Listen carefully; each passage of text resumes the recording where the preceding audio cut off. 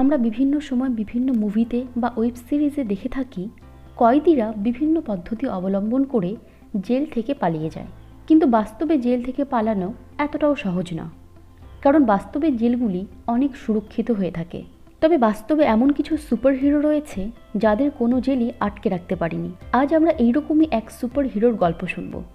এইরকম informative video পেতে চাইলে লুকোচুরি কেয়ার চ্যানেলটিকে সাবস্ক্রাইব করুন।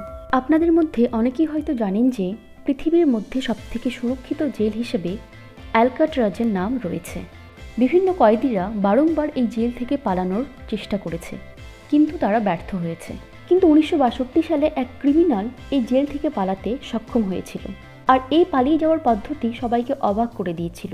এই কয়েদির পালানোর ঘটনা শোনার আগে আমাদের এই জেল সম্পর্কে কিছু ধারণা নিতে হবে। এই জেলটিকে তৈরি করা হয়েছিল 1934 সালে, আর 1963 সালে এই জেলটিকে সম্পূর্ণভাবে বন্ধ করে দেওয়া হয়েছিল। আপনারা জানলে অবাক হবেন যে এই জেলটি একটি দ্বীপে তৈরি করা হয়েছিল। এই দ্বীপটির অবস্থান ছিল সান ফ্রান্সিসকোর ক্যালিফোর্নিয়াতে। এই জেল থেকে কারো বেরোনো অসম্ভব, কারণ জেলের চারিদিকে অনন্ত শীতল জলে ভর্তি। কোনো কয়েদি জেল থেকে বেরিয়ে আসলেও তার পক্ষে অথই জল পেরোনো সম্ভব ছিল না। কিন্তু বলা হয়ে থাকে যে ফ্রাঙ্ক মরিস নামক এই ব্যক্তি এই জেল থেকে পালাতে সক্ষম হয়েছিল। এমনকি এটাও বলা হয় যে এই ব্যক্তির আইকিউ লেভেল পৃথিবীর কোটি কোটি মানুষের মধ্যে অন্যতম ছিল। প্রথমে এই ব্যক্তি জেলে থাকা দুজনকে তার বন্ধু বানিয়ে নেয়। তাদের নাম ছিল জন এবং ক্ল্যারেন্স। এরপর তারা তিনজন মিলে এই জেল থেকে পালানোর পরিকল্পনা শুরু করে। তারা লক্ষ্য করে যে জেলের দেয়ালের ওপরে একটি 3 ফিট প্রস্থ জানালা রয়েছে। তারা প্রথমে একটি ড্রিল মেশিনের প্রয়োজন অনুভব করে, তাই তারা বিভিন্ন পুরনো যন্ত্রপাতি দিয়ে এবং নিজের বুদ্ধিকে কাজে লাগিয়ে একটি ড্রিল মেশিন বানিয়ে ফেলে। এই কাজটি করতে তাদের বেশ অনেক দিন সময় লেগে গিয়েছিল। এরপর তারা এটির মাধ্যমে দেয়ালে ছিদ্র করতে শুরু করে। এখানে সবথেকে ভয়ের ব্যাপার ছিল যে ড্রিল মেশিনের শব্দ। তবে এর জন্য তারা একটি অভিনব প্ল্যান তৈরি করেছিল। এই জেলে কিছুক্ষণের জন্য নির্দিষ্ট সময়ে কয়েদিরা পিয়ানো বাজিয়ে নিজেদের মনোরঞ্জন করতেন।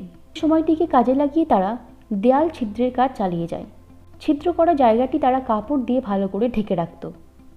তারা আরও একটি অবাক করার মতো কাজ করেছিল। ফলে তারা তাদের ছেঁড়া জামা কাপড় এবং আরও কিছু জিনিস সংগ্রহ করে মানুষের মুখোশ বানিয়ে ফেলেছিল। এছাড়া তারা জেল কর্তৃপক্ষের একটি রেইনকোট চুরি করে নিয়েছিল। এই রেইনকোটকে অবলম্বন করে ফ্রাঙ্ক আর তার সঙ্গে একজন বন্ধু এই জেল থেকে পালিয়ে গিয়েছিল, কারণ তাদের করা এই সুড়ঙ্গ দিয়ে কেবল ফ্রাঙ্ক এবং তার একজন বন্ধুই পালাতে পেরেছিল। বাকি একজন বন্ধু এই সুড়ঙ্গ দিয়ে বেরোতে পারেনি, তাই তাকে সেখানে রেখেই ফ্রাঙ্ক এবং সেই বন্ধুকে পালিয়ে যেতে হয়েছিল। এরপর তারা জেলের পাঁচিল টপকে বাইরে চলে আসে। তারপর তারা সেই চুরি করা রেইনকোটে হাওয়া ভর্তি করে ফুলিয়ে জলে ভাসিয়ে তার উপর নির্ভর করে পালিয়ে যায়। তাই এই কাজটি ভীষণ নিখুঁতভাবে করেছিল। তাদের করা এই সুড়ঙ্গটিকে লুকিয়ে রাখার জন্য তারা একটি দেয়ালের রঙের বোর্ডের ব্যবহার করেছিল, কিন্তু এই বোর্ডটিকে আটকে রাখার জন্য তাদের কাছে কোনো আঠা ছিল না। তাই তারা জেলের কনস্ট্রাকশনের জায়গা থেকে কিছুটা সিমেন্ট চুরি করে আনে এবং সেই সিমেন্টগুলি দিয়ে তারা একটি দেয়াল তৈরি করে ফেলেছিল। আর এই জন্যই তাদের সেই সুড়ঙ্গ দিয়ে পালানো বেশি কঠিন হয়ে পড়ে।